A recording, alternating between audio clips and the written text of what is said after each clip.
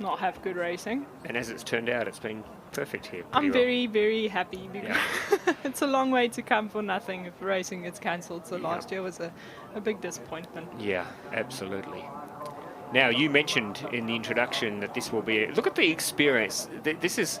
You've got three of the biggest names in the history of men's kayak racing in this field. You've got Josef Dostal from the Czech Republic. He's the reigning world champion in this event. You've got Fernando Pimenta, who is an absolute machine from Portugal. He's got at least 3 races that I know of today. Just loves racing. The more racing he can do, the better. He was, of course, gold medalist in this event in Szeged. And then you have May Poznan. Of course, need we say any more about René's history? Yeah. So you've got these 3 experienced hands, and you've got some young guns in here, like Florsted from Germany, Augustin Venice from Argentina. Exciting young athletes who are coming out here to take on the old guard. Yeah, I might be a little bit biased, but I'm pretty happy to see Pierre van der Westhuizen. He might paddle for Australia now, but we still consider him to be South African. Look, there's a little bit... He is Australian. It says Australia next to his name there, and his brother, of course, won a gold medal for Australia. So but that surname is still very Afrikaans. Very, very. But for today, maybe we can both be rooting for him as half Australian, half always. South African. His brother, of course, won silver in this in Szeged. But it's good to see Pierre. He's in the K4, the Australian K4 as well. Yeah, so they also won silver yesterday. Yep. So yeah, it's great to see like the athletes, even though they're not racing for South Africa anymore, but just seeing that talent being developed. It's absolutely fantastic, and I think like all of South Africa was just as happy with Tom and John's gold medal in Tokyo as the whole of Australia. Yeah. And when you hear them speaking, you can still hear that little bit of the South African accent there. Yeah, so no, absolutely. You can't shake that off, can you? Nah. You've got it for life. It's like the New Zealanders and the Australians. There's Josef Dostal. Big bloke. The big man. I'm sure he's probably a little bit disappointed with his form in the 1000, both here and in Szeged, but he loves the 500. He always tells me that the 500 is the race he loves the most. But the 500 was the race where he broke into international rankings. That's right. Yeah, exactly. I think a lot of the guys are happy that the 500's back on the K2 and K4 program. Yeah. And of course, Fernando Pimenta, need we say more? Tried valiantly yesterday to stick with Adam Varga in the K1 1000, but nobody was going to stick with Adam Varga yesterday. I think he's put his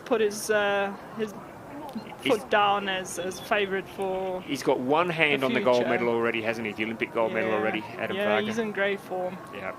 So this is going to be a great race. There is some experience here. Of course, we haven't mentioned Gustav Bock from Denmark, who's in this race. Of course, the Polish paddler Korsak had some good early rounds. Florsted, the German, is fast.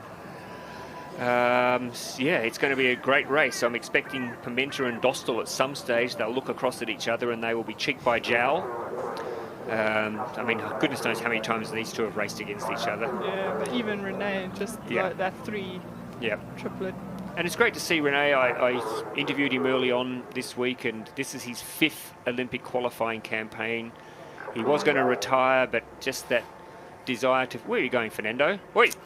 There's quite a bit of weed this morning on the course. I also, during my warm-up, caught at least 4 weeds that I had to stop and try and remove. So I wonder if he's playing mind games, though. He's trying to get inside René's head.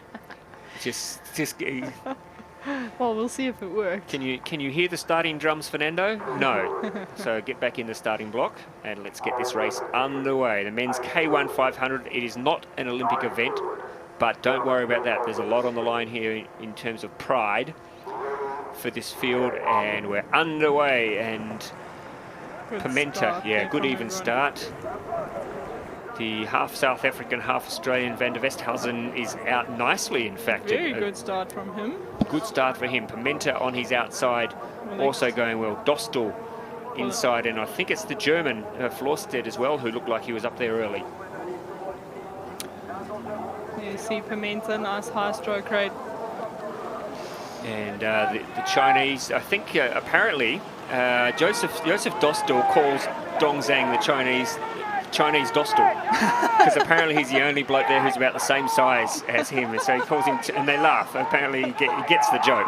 Chinese Dostal. Chinese Dostal. Yeah, because he's about the same size. I know, isn't it? Joseph, concentrate on your paddling, Joseph. So, Pimenta and Van der Westhuizen are out there. Look at Fernando Pimenta. He's second from the bottom. Well, Pierre is he's in a nice position to stay in contact with some of the favourites of the race, so it's nice to pace yourself against them. And Dostal looked like he was starting to come through there. There he is, the big man. He's starting to get that engine going. It's a big engine to warm up. It's like getting a huge jumbo jet up into the sky. He needs a bit of a longer runway. Like Usain Bolt, he never had the fastest start, but once he got going, put in it. Well, he's gaining on Pimenta quite a bit. This is going to be a crackerjack finish. I think Dostal is digging deep. He wants this title. He loves this race. It's Pimenta. It's Dostal, Pimenta. I think Dostal in front at the moment. It's Dostal, I think, who's going to take the bickies here. Joseph Dostal, he'll be pretty. Dostal first, Pimenta second. Oh, gee, Rene flew home as well. I think Rene Poulsen may have got the bronze. Very close between him and the Argentinian. Yep, Venice. Yeah. Don't tell me this doesn't mean anything to Joseph Dostal. Don't tell me that this is just a non-Olympic warm-up race, because... No, you can't. Nope. Even the non-Olympic events is still so competitive. Yeah. Like, it's not like previous years where, you know, the Olympic events took priority. No jokes. Olympic events are quite insane. Yeah. But the non-Olympic ones are no less than competitive. And when you're racing against athletes of this quality, Esty, you want to prove yourself, don't you? Absolutely. You don't want to go out and get your bum kicked by Joseph Dostal. No, what are you doing here then? If you don't want to race the best at your best, then why are you here? And surely every time you race, you're getting a bit more of an insight into your own strength of mind and how to deal with all sorts of situations. You learn, like you learn from every single race, every single stroke, and you have to take that and apply and adjust and move forward. Look, did you see the gap there between Pimenta and Dostal at that stage of the race? Massive. Dostal wasn't very quick off the blocks, but boy, did he fly home on that last 300 meters. Once he got the wheels up off the tarmac, he was flying. He was really ripping home. So good for Joseph Dostal's mindset as well. Look at that, Dostal. And I think if Poulsen's picked up the bronze, what a classic podium. Oh, yes, it does look like Poulsen took that. Wow, what a classic podium. Yeah. A podium for the ages. That was a fantastic race. Dostal, Pimenta, Poulsen, three of the biggest names in our sport. Absolutely. And they're going to be standing up there on the podium. Rene, I think, can be super proud about that. He's had some tough seasons. He really has. This last base season, I picked up that, I don't know him that well, but I picked up that he had a really tough base season.